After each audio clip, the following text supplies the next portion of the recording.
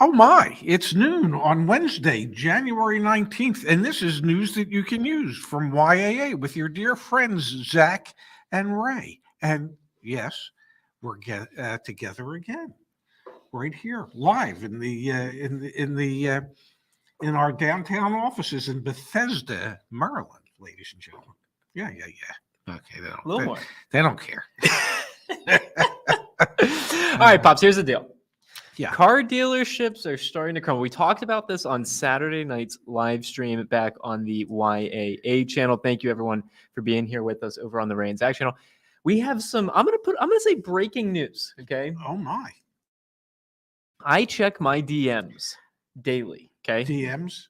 Direct messages. Okay, cool. Thanks for explaining what the hell a DM is. Speaking of which, so if you go on Instagram, yeah, I am at, this is my Instagram. That's my girlfriend. She's great. I am at Shevska, and someone sent me a DM this morning, and it's what the article that we're going to reference today back on Join YA. Go to the blog. It's got, hey, Justin posted something about over there. Updates. Thank you, Justin. Is this the end? General Motors, their GM, their president of North America operations. Yeah. Steve, what was it? Steve Carlisle? Steve. Or as Carlisle. some might say, Carlisle. Steve Carlisle. Yeah. He sent out a memo. Yes. That it was just like Ford's memo that we talked about over the weekend. Was it word for word? Honestly. Did they just copy and paste? Or I think they may have. They may have used the same copywriter because this was DM'd to me over on Instagram. Yeah. Again, this morning I was like, hey, is this legit? They linked me to I think it's legit. Yeah. Can I read out to you the memo? Somebody needs to. All right, let me read this. I'm not going to share the screen. I know that gives people motion sickness from time to time. But here, let me put the link actually in the chat in case you want to read along with me. Let me post that there. And while I'm here, let me also join YA. Become a member today. All right, Pops. Okay. Dear GM dealership team, we are all... just from the opening salutation. Salutation? Yeah. Yeah, salutation. Camaraderie.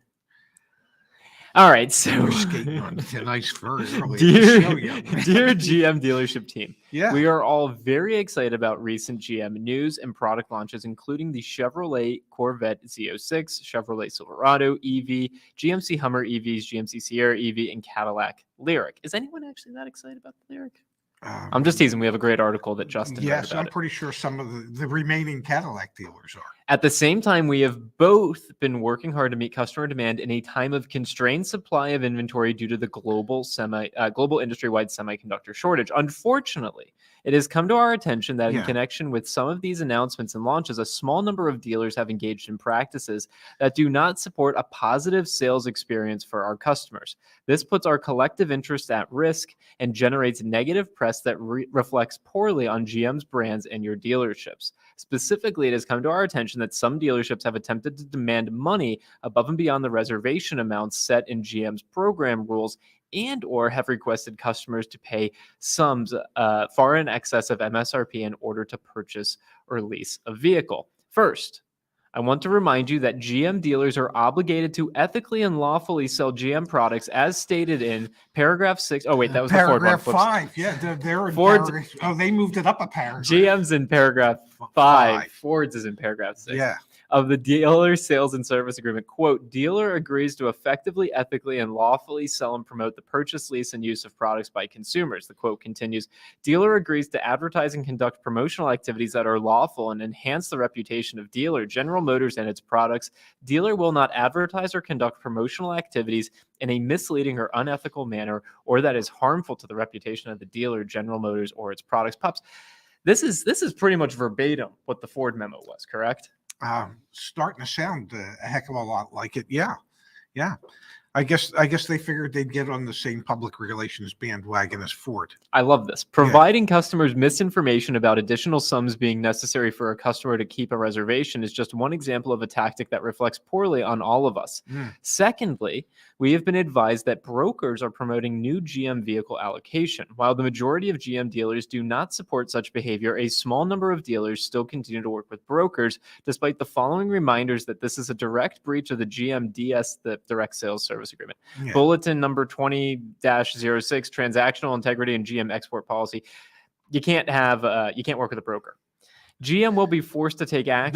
Not if it's a broker known to export the vehicles out of the country. It says explicitly here, as stated in Article 5 of the dealer sales and service agreement, dealer agrees that it will not sell new motor vehicles for resale, and dealer is not authorized to sell motor vehicles to persons or parties or their agents engaged in the business of reselling, brokering, including but not limited to buying services or wholesaling of motor vehicles. So it's not just exporting. Yeah. GMs, do they enforce this? No. This is the first time we've heard about this. There are companies. Do they enforce it? Probably selectively. Selectively, yes. yeah. If there's someone that they don't like. like. That's their issue. It's only selectively. Let's finish this out and then let's talk about it. GM will be forced to take action if it learns of any unethical sales practices or brokering activities that undermine the integrity that customers expect from the Chevrolet, Buick, GMC, and Cadillac brands. Okay, stop right there. Let me help Mr. Carlisle. Carlisle. Yeah. Customers don't expect that from GM, Chevrolet, Buick, any other brands. They just don't. This is important. You better tell them. They just, I mean, they don't. Customers don't expect ethical activities to which is a to be scary commonplace reality. at any dealership, whether it be a General Motors dealership or a Ford dealership or a Nissan. They just don't expect it. So you're working off of a supposition that really is weak at best. I get where you're coming from. Yeah. That still shouldn't be the norm. Let's finish this up. I agree. It shouldn't be the norm, but just the way it's worded. I've got a couple of comments I want to throw by you. The memo ends, and again, the link, it's in the chat. Just scroll up above. Excuse me. For the small minority of bad actors that are engaging in the conduct identified above, this letter serves as notice that GM reserves the right to reserves. Big. That's an important word. Reserves, not that GM will. Just they reserve the right. Yeah. Okay. That's a good point. Yeah. Reserves the right to redirect, but it's also good alliteration. Reserves the right to redirect. Yes. Rams. Yeah. No, they don't sell it. Okay. GM reserves the right to redirect your vehicle allocation or take other recourse. There's another R word. Yeah. Prescribed by the dealer's sales and service agreement. If you have any questions or comments, please reach out to your zone manager. Yeah. So again, to me, so if you're new to the channel, my mom, my dad's wife, passed away at this point now almost 4.5 years ago. 4.5 years. Was a school teacher. Last time I checked. Yes. Okay. Yeah. She would write letters home to kids that did things badly or poorly. Yeah. She also, God bless my mom, Yeah. miss her dearly. Once a week, she would call home and, for a student that did something well. Yes. And typically just leave a voicemail because no one's ever answering. You always think it's bad news. This is the letter home from the principal, from the teacher. Yeah. This is, hey, slap on the wrist. Don't do that. We've talked about so much. And in the article that we posted today that I wrote this morning and posted on the website, talking about, is this the beginning of the end for dealerships? I'm like sort of making a case that it is, but then I also echoed the point that you made last Saturday night. Any savvy lawyer with any dealership group, if they get sued, if they get their allocation, they're going to sue right back. They're going to say, screw you. Yeah. Do this to everyone else. Look at their websites. The prices are fake. Like, huh? Yes.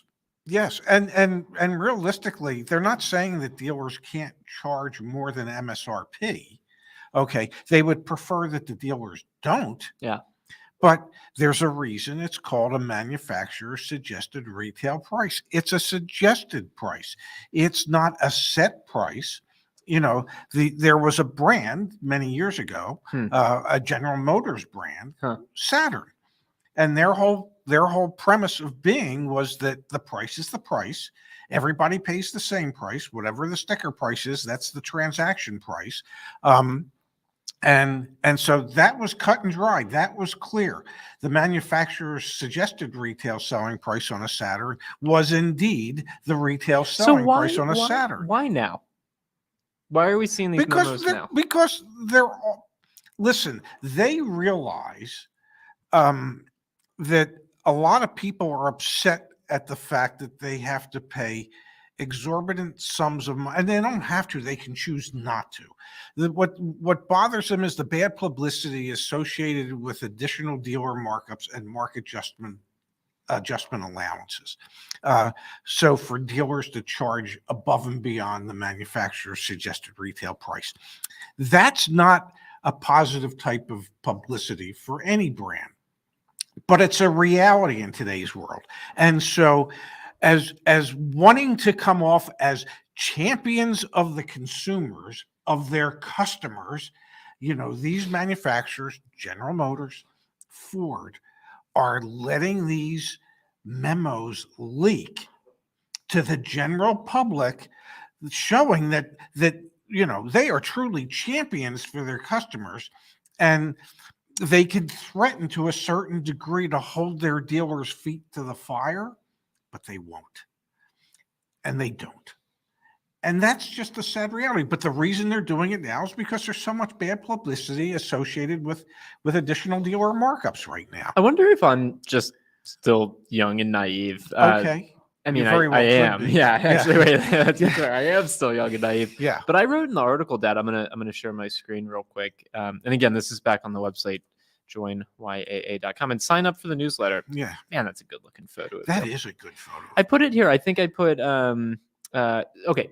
Why do car dealerships even exist? We have a great video. You explain how they make money. Why do they even exist? Because it was the most profitable sales channel that they could set up when they started selling cars in 1897, 1898. Okay? Whatever it was that they've all, none of them wanted to.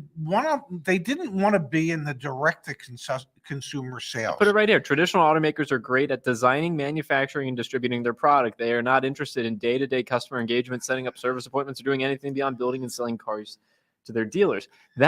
We've talked about it on this show frequently. That has been a very incredibly lucrative and profitable business model for over 100 years. Well, for the manufacturers and the dealers. And the dealers, yeah. Yeah. What we're seeing now, because I put here, like, why now, essentially? Yeah. There's carve-out language in different states that have allowed the Teslas, the Rivians, the Lucids of the world to start operating. Mm-hmm. And we look at the valuations. You remember this chart, right? Yes. Market capitalization per car sold. Yeah. The values of Tesla, Lucid, and Rivian are through the roof relative to how many cars they actually have sold. Yes. And in part, that's because they're set up differently. Their overhead structure is differently. Their capital structure is different. Toyota is the highest valued traditional automaker, and they're a $330 billion company. Tesla's still $1 trillion company. Yes. They sell not nearly as many cars. And so I think what you're starting to see... Not nearly is an understatement. And an ornament understatement. Yeah. I think what you're starting to see is that if General Motors has, I don't want to say they've dug this hole, but they are so deeply wedded to this dealership model. Ford, all the legacy automakers are so deeply wedded to this legacy model, and they're seeing how that can negatively impact the valuation of their business. Mm-hmm. They're the ones who initially set up the dealer franchise. Like some lawyer in 1898 sat down or 1920 or whatever it was, and wrote the first franchise dealer agreement. Yes. Then over decades, different lobbying groups lobbied for franchise dealer laws. I think when you and I started this business, we thought 20, 30, maybe even 40 years away from like some of these things that we're starting to hear even now. You're right. How much action will actually be taken because of this? Not much. But in 2022, if there's the talk, and then maybe by 2025, there's some walk, or else Ford and GM are going to go by the wayside. They are. Because this dealership model is stupid. It makes no sense. I mean, it makes sense. Like, dealerships should be there to help with the service and whatnot, but the sales proposition has to fundamentally change. And I think we're starting to see the first. Well, we've always said that the sales process needs to change. Of course. And I don't want this to sound like I'm defending dealers, because I'm not necessarily defending dealers, but the dealership model can still exist and the sales process itself can change. And that's what should happen. Okay. And one of the ways that the sales process could change is if all the dealers gather information from financial statements from every one of their franchise dealers. They know in a given market area, in a larger market area, in a regionalized market area, in a national market area, concentric circles, what the transaction prices are for each model of car sold. Of course. They know that information. So what would happen? What would happen if it was no longer a manufacturer suggested retail price, but it was the retail price, and the retail price was what the average transaction. I know what you want. You've talked about this, but and that could still include a dealership model. Yeah. Okay. It would be akin to saying the polo shirt at the Kohl's in Annapolis is the same price as the Kohl's in Bethesda. So the the selling price for a Camaro is the same in Bethesda as it is in Annapolis. It just and that way you don't have to run around. You don't have to beat yourself up. Yep. You just have to go in and say that one. The price is on the window. Pops, It's no real one, simple. no one So- disagrees with you. I get that, but my point is that the dealership model can still be part of that. It's just the process as to how we utilize the dealership model has to change. That's all I've been saying. I hear you. Yeah. But actually, hey, you know what? There's some research that suggests maybe we're all in the minority here. Okay. You know what I'm alluding to? You're going to allude to the So- Cox article about people are happier. So Cox Automotive, which as You we know, know, can I say something You can before say it. we get deeply into the Cox Automotive thing? please. Maybe they ought to survey the people that haven't bought cars because they are so totally turned off at the additional dealer markups, at the mandated dealer accessories that the dealerships say you have to buy. Maybe they ought to survey those people. They're surveying the wrong people.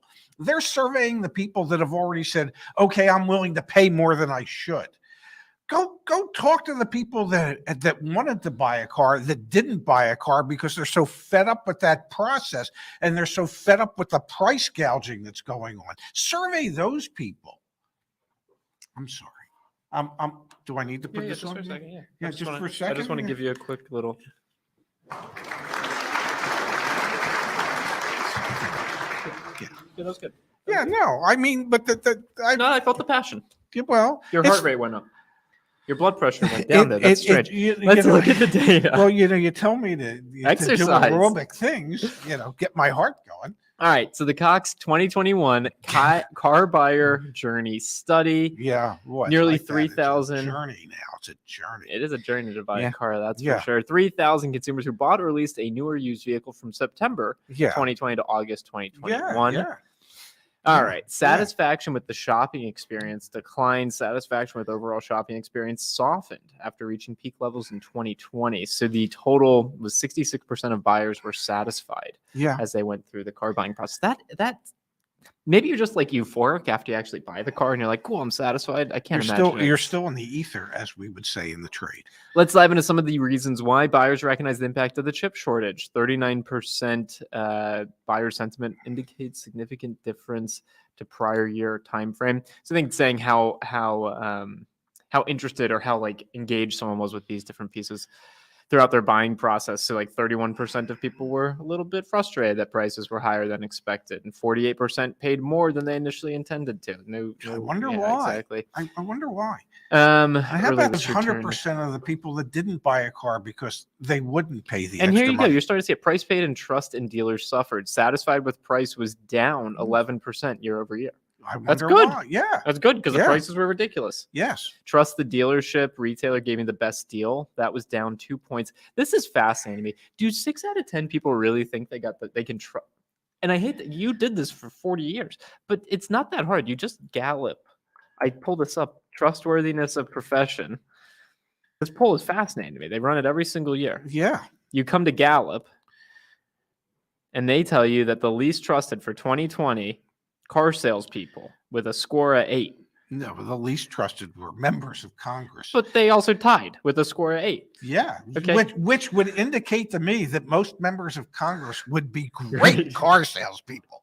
And then you're telling me, and just for some perspective here, you got like nurses at 89, Yeah. doctors at 77, grade school teachers at 75. They don't Yeah. have an agenda. 6 out of 10 people are saying this. I don't know if I like this study so much because that's BS. Pretty sure. Thriving economy and a shift toward vehicle ownership. Time spent at the dealership. This is fascinating. The time Yeah. spent at the dealership went down just has- a little bit or steady. Well, yeah, it went up a minute. 2 hours and 37 minutes across everything. Yeah, which has gone down over the years, but it's still nowhere near where it should be. Look at It this. shouldn't take 2.5 hours to buy a to car. go in, yeah. Percent of buyers satisfied with dealer experience, 75%. Hmm. Maybe we're just in the wrong. No, I'll tell you why. Because the because the dealers beg the customers to give them good satisfaction scores, because that's a measurement that the manufacturers look at, and oftentimes incentives are tied to your customer satisfaction index scores. So dealerships beg, dealership personnel beg Yeah. for good scores. Now, you're not supposed to coach and you're not supposed to beg, okay?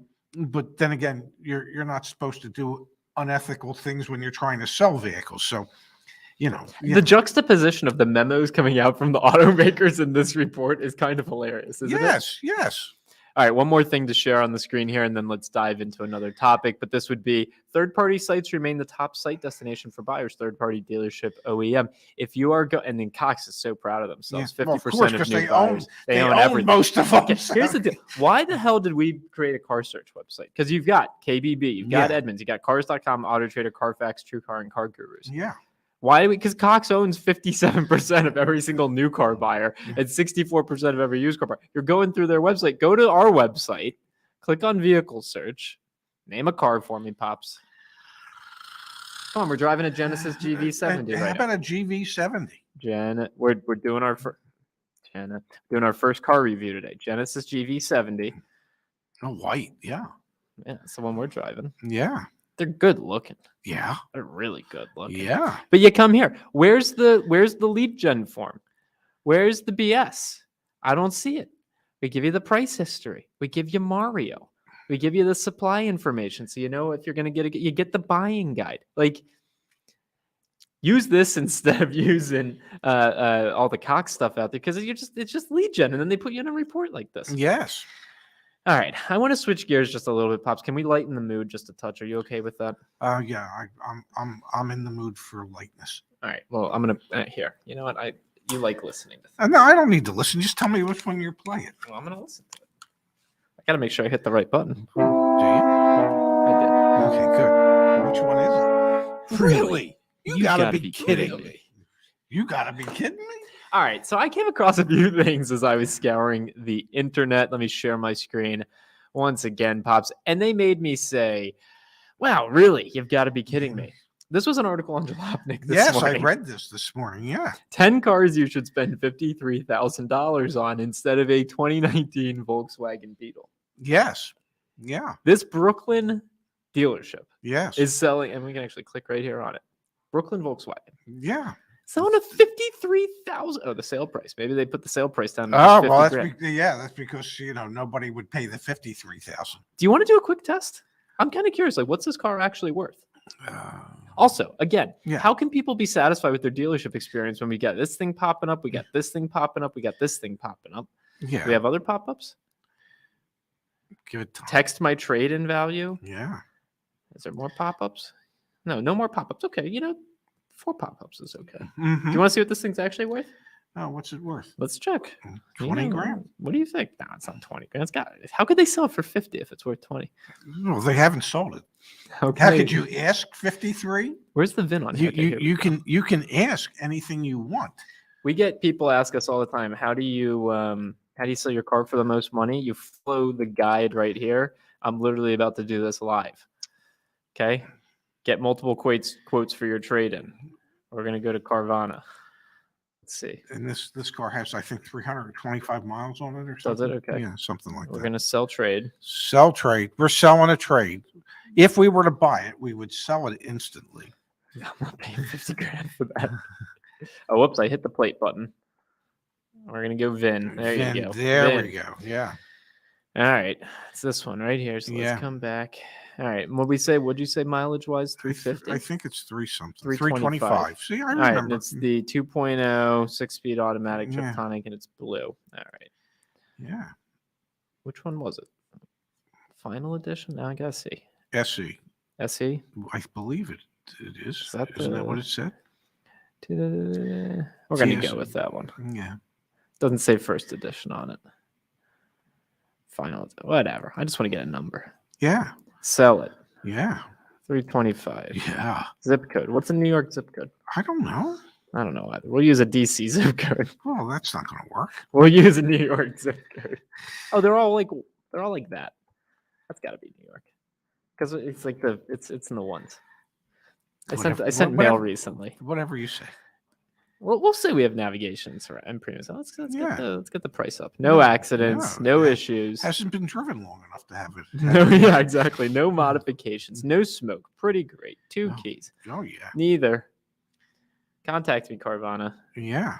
I hope they don't block my email. Someday they will. So the retail asking price on this is $50,000. Yeah. Marked down. Marked down from to $50,000. 53. Yeah. Get the F out of here.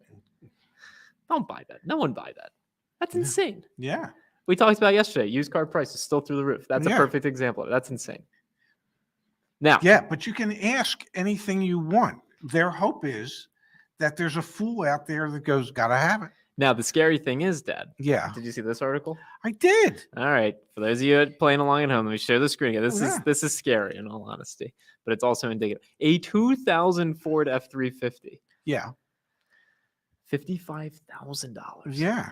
6,200 miles on it. So still Yeah. no yeah, miles. Yeah. Of course, it's missing half the truck.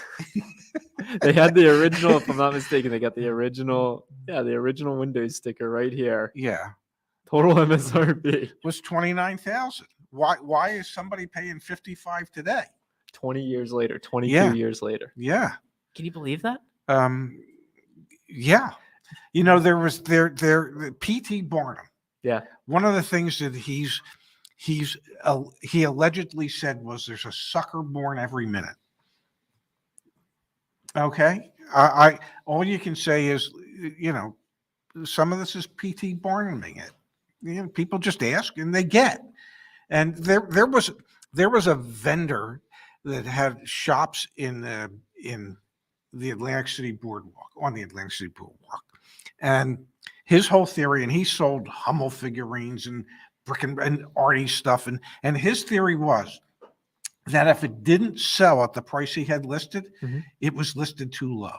Wow. So he would just keep raising the price until somebody would walk in and go, "Oh my God, that's $63,000. It's got to be worth it." Well, nobody would ask that kind of money for it if it wasn't worth it. And for his birthday one year, he flew like 250 of his closest friends and customers. He chartered a jet, okay, and flew them all to Paris. Who is this? Oh, I forget the guy's name, but he's dead now. But the point is, And broke. Yeah, he might not have died with money because he spent it all. But the point is that he realized that if stuff doesn't sell, just keep raising the price. Don't just keep lowering the price. So yeah, there are dealers out there that'll take things and put ridiculous prices on them. Yeah. And hope that there's a sucker. And in enough cases, there are. Yeah. And it's sad. But it's the state of affairs in America today. No, it totally is. All right, Yeah. so let's just answer a quick question here in Sure. the chat from Tanya, and then we got to go back to reviewing the Genesis GV70. Beautiful car. Excited Yeah, to spend some time yes. with it. Tanya asks a question. What do you think of TrueCar? This is a good question, Pops. What's your take on TrueCar? TrueCar is just a lead generation for dealerships. That's all it is. It's nothing more than that. Do they gather information? Do they gather data? Yeah, I suppose they must. And do they share it? And are some of the unbelievable deals unbelievable and you're not going to get them elsewhere? Well, yes, in the old days, because a dealer might have been willing to sell a car for $2,000 or $3,000 below anybody else, because by selling that car, it might have earned them $100,000 in factory to dealer incentives. So, if you said to me, would you spend $3,000 to get back $100,000? I would tell you yes. And that's back in the day where you'd see like unbelievable deals. Yeah. But in today's world, there I actually are there deals to be had? Yes, there's still deals to be had. You just have to work at it. You don't need TrueCar for that. Without naming names, I have, through building the business, met many people in many aspects of the business, people that own websites that get hundreds of thousands of car buying leads per month. Yes. They've told me that they've increased their traffic 2, 3, 4, 5 times up year over year. Yeah. And their revenues have gone down 3, 4, 5 times what they had done in prior years, because so many of the different automakers are pulling out of the lead gen programs. Yeah. They don't need lead gen anymore. Well, not if they don't have enough cars to sell. Exactly. And so like the value that TrueCar provides, what is it? There's none. There's none for like literally like the Yeah, thing but- that TrueCar used to be able to do was like, cool, we'd send you leads. And on the consumer side, cool, we'll give you this info that you didn't have access to before. Now it's like the info that you have is BS because no one's getting those unbelievable deals. And on the dealer side, what value do they provide there? They don't need your leads. No. Look at TrueCar's stock price because they're a publicly traded company. I'm gonna pull it up real quick while you vamp. But like, I'm pretty sure they've gone down the toilet. Like, I don't see the value prop of a TrueCar. And I'm not saying that just because we have our own car search. I just don't get Look why at it that. would be- They've gone up. Oh, No, there they you haven't. go. In the past year, they're down 19%. In the Okay. past 5 years, they're down. It's loading. It's loading. They're down 70%. Look at that. Like, I'll share my screen so that everyone can see it. TrueCar is not going to be here. Like, why would it? In the past 5 years, down 70%. What value do they provide in this ecosystem? Today, in today's world, They've they totally don't. lost trust with the consumer because the consumer understands you're just going to get your leads sold. And then dealerships aren't paying for the leads. Like, Yeah. I like our business model more. I'm just saying. When are we going public?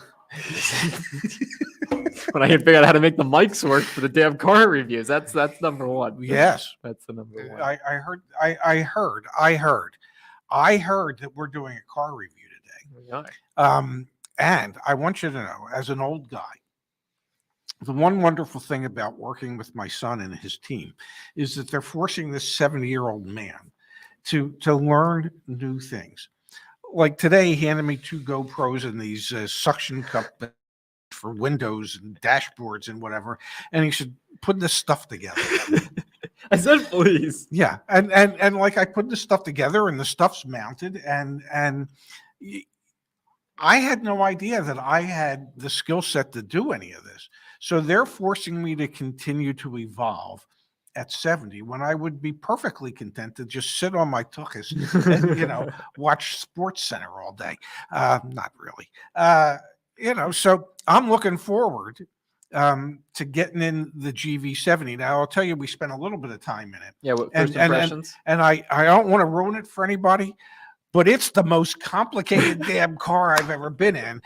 I couldn't even figure out how you adjust the bass and the treble Yeah. on the radio. So yeah, it's there. So far, I haven't found anything intuitive about it. Yep. Well, stay tuned. That'll be out on the YAA channel. And also let us know, do you want us to do a future live show from the cars that we're reviewing? I think that'd be quite fun. Yes, I do too. I would really enjoy that. So Yes. let us know in the chat if you're up for that. Pops, if you're interested in learning more about YA, if you're interested in searching for a car, if you're interested in extended warranty, or you're interested in the YA membership, where should you go? www.joinyaa.com. And from what I understand, computers are smart enough. If you type in the address bar, you don't even need the www. Thank you, everyone, for being here with us. MPEG says it will be hilarious. Oh, my friend, it already has been. Yeah, don't worry. All right, guys, we'll see you here tomorrow at noon. Pops, thanks so much for your time, as always. My pleasure. Looking forward to seeing everybody tomorrow. See ya. Bye-bye, everyone.